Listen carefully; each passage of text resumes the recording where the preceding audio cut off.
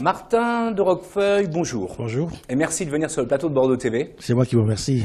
Pour nous parler justement de cette association PSE. Donc PSE, c'est un sourire d'enfant. Ça existe depuis combien de temps cette association? Écoutez, c'est très simple, ça existe depuis 20 ans puisque nous fêtons le 20e anniversaire cette année. D'accord. C'est une association qui a été créée par Christian et Marie-France Despalières, un couple de jeunes retraités.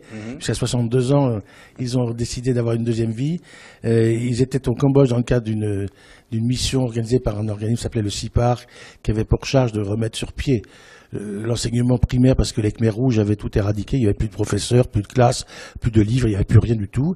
Et puis ils étaient au contact tous les jours d'enfants chiffonniers dans les rues, qu'ils voyaient fouiller dans les poubelles, manger dans les poubelles, etc. Et là, ils ont beaucoup sympathisé, ils ont beaucoup aidé ces enfants. Puis un jour, les enfants ont dit, maintenant, on va te montrer quelque chose. Et ils les ont pris par la main.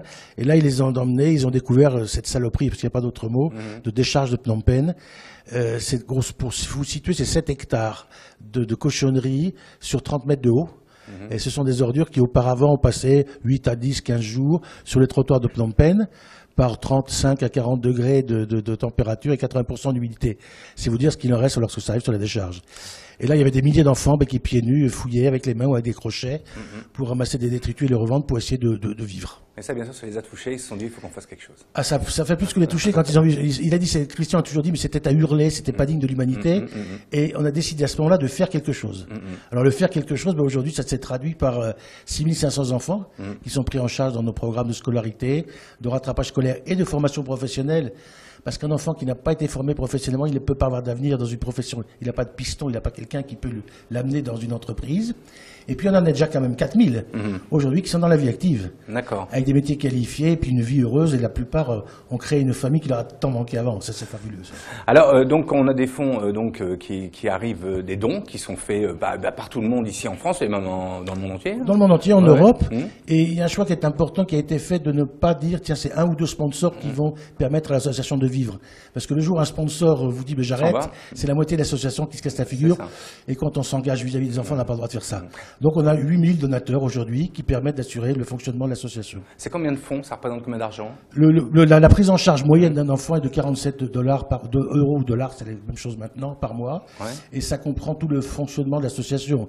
C'est-à-dire les salaires des professeurs, les uniformes, la nourriture, les médecins. Nous avons 650 salariés cambodgiens. Ah oui. Au Cambodge, tous cambodgiens. Et le budget de l'association par an, c'est quoi?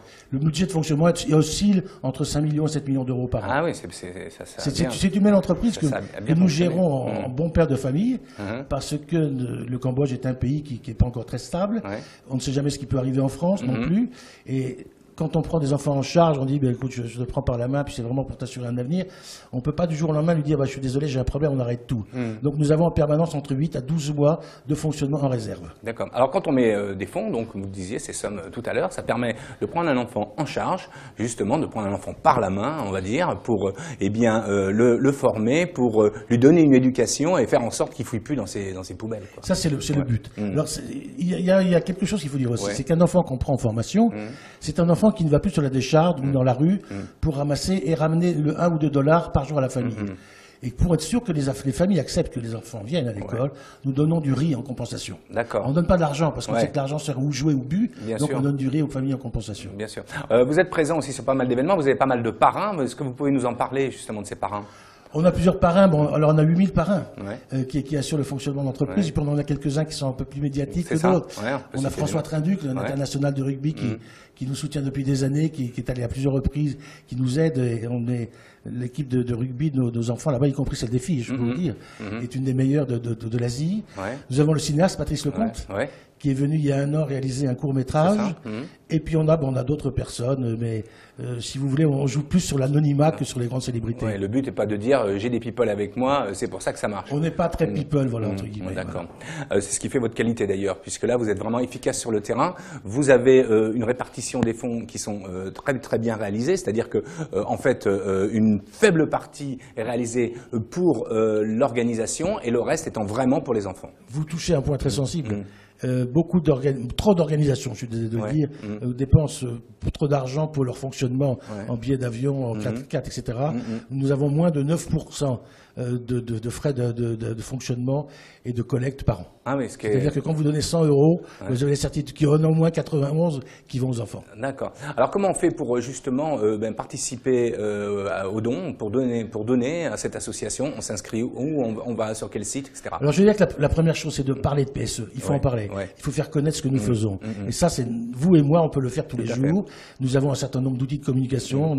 On est devenus modernes parce qu'on a des vieux de moins, mais on a des jeunes avec nous qui heureusement nous aident à faire fonctionner Facebook tous les jours. Vous avez un site comme ça? On a un site, mais qui est en train. Celui-là, c'est le bientôt ancien, puisque nous sommes en train de développer un nouveau site qui sera également accessible depuis les smartphones, les tablettes, etc.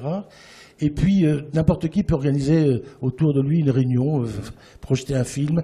Il y a des ventes de printemps, il y a des actions, des enfants qui font des actions bolderie dans les collèges. Et puis, nous avons un certain nombre de partenaires, puisque nous sommes à Bordeaux.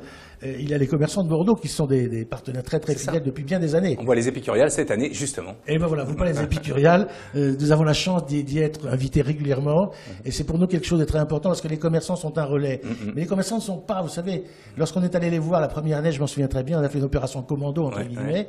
Une des premières questions qu'ils nous posaient, ça revient à ce qu'on disait tout à l'heure, quel est votre pourcentage de frais généraux? C'est ça. Et ça, je pense qu'ils sont sensibles à ça, ils ont parfaitement raison de l'être. Mais pour nous, c'est un appui extraordinaire. Alors donc PSE, c'est quoi le site internet? www.pse.ong, c'est aussi simple que ça. C'est aussi simple que ça, vous le retrouverez sur Bordeaux TV et vous pouvez effectivement nous demander des renseignements là-dessus. Il y a un Facebook aussi? Facebook, alors là vous me posez, vous voyez, comme quoi je ne suis pas encore assez jeune ou plus, qui est Facebook, je crois PSE France. PSE France, de toute façon vous cherchez sur Internet. Vous trouvez sur le site Internet. Voilà, et puis si vous voulez, vous nous appelez, vous avez nos coordonnées, ça sert à ça aussi la télé interactive.